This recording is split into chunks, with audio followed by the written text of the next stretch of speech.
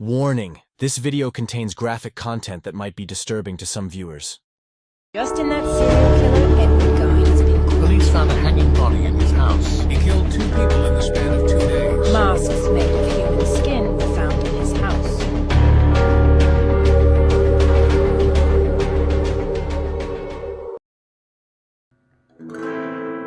Edward Gein was born on August 27, 1906, in the city of La Crosse, Wisconsin.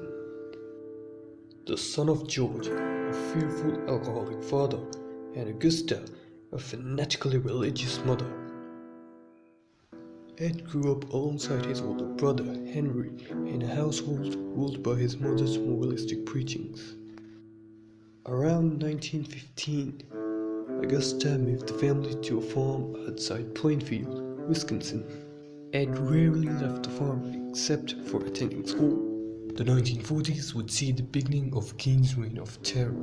After George died in 1940, Ed and Henry began working more odd jobs to support the family.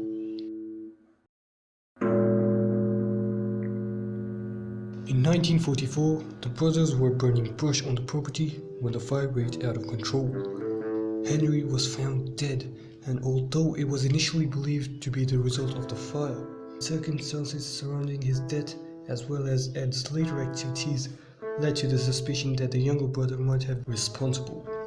Obsessively loyal to his mother, Gein never left home or dated women. However, after she died in late 1945, he became increasingly deranged. Now living alone, he left her room neat and untouched, while the rest of the home fell into dustiness. He also developed an interest in anatomy books. Gein managed to support himself as a handyman, despite his odd behavior as a babysitter.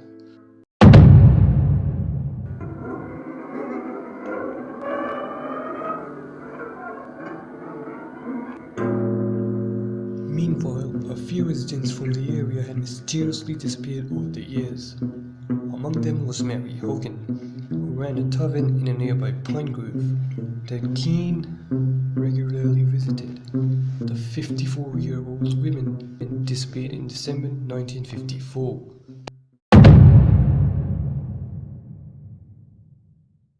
On November 16, 1957, Bernice Warden, 58, was reported missing from her hardware store in Plainfield. The cash register was also gone, and a trail of blood led out the back. Her son Frank was a deputy sheriff. He was suspicious of Gein, and the reclusive man was soon arrested at a neighbor's house. The authorities sent to Gein's home that night were greeted by the gruesome sight of Warden's headless, gutted body hanging from the ceiling. Her head was soon found in a sack, and her heart was hanging in a plastic bag. Further investigations yielded more shocking discoveries, including organs in jars and skulls used as soup bowls. 51-year-old Gein confessed to killing Warden as well as Hogan 3 years earlier. He shot both women who resembled his late mother. Additionally, he admitted to digging up numerous corpses in order to cut off body parts, practiced necrophilia, and fashioned masks and suits out of skin to wear around home.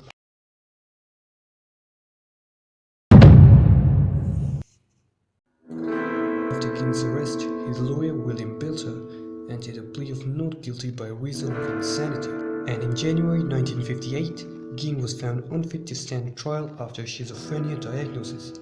He was committed to Central State. In early 1968, Gein was determined fit to finally stand trial.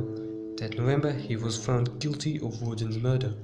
However, he was also found insane at the time of the murder, and as such, he was recommitted to Central State Hospital.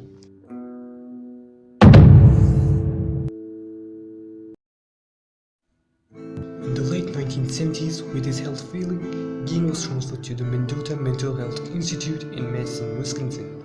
He died of complications from lung cancer and respiratory illness on July 26, 1984, at the age of 77. Gein was buried in a county cemetery near Plainfield, and his grave became something of a tourist attraction. Some visitors even chipped off pieces of his gravestone to keep as souvenirs. Then in June 2000, the entire gravestone was stolen. Hey Hey, this was the true story of Edward Theater Gein. I hope you guys enjoyed. We have also attached some references in the video, but I will let you guys know that movies like Texas Chainsaw Massacre are inspired by this story, and he is the infamous Leatherman or Leatherface, which you see in Texas Chainsaw Massacre. So I hope you guys enjoyed the video. And one more thing, let us know in the comments what do you guys want to see next. You have a great day and goodbye.